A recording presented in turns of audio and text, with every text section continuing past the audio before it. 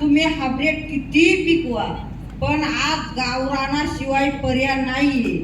का तर आपले मागचे माणसं 105 वर्ष 107 वर्ष जगत होते आणि आता 50 ते 60 वर्षे. पैसा किती असला तर कोणी खाऊ शकत नाही, पण माती चांगली तर अन्न चांगलं, अन्न चांगलं तर आज आपण चांगले.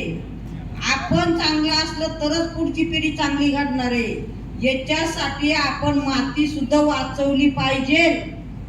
आज तेवढ्या ग्रामीण भागामध्ये मी लोकांना रोज लोक बिनी आल्या तर मी खाण्यासाठी माझ्याकडे नाही, कारण तर पाणीच नाही तर पीक घेऊ कुठून. अशा ग्रामीण भागामध्ये मी बिण्यासाठी मी लोकांना देते. बाबांनो, तुम्ही ह्या वर्षी पिकवा, पुढच्या वर्षी तुम्ही पण खा आणि तुम्ही 4 शेतकऱ्यांना द्या. आणि हे प्रत्येकाने केलं पाहिजे. जे आपलं जुनं जे सोनं होतं ते हरवलंय ना, हे परत पुढे आणलं पाहिजे.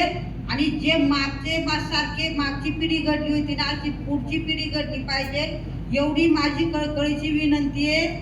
आणि हे काम आता बस मोठं म्हणतात, पुरस्कार भरपूर आहे, ते पुरस्कार माझे नाही, ते पुरस्कार ह्या काळ्या मातीचे, माझ्या बियेचे, माझ्या शेतकरी बंधूचे पुरस्कार आहेत. आज नावानी मोठे, उद्या पैशानी मोठे झाले तरी हे समाजाचं काम मी करीतच राहणार आणि माझे मातीचं पाय मातीवरच राहणार. धन्यवाद. बरोबर.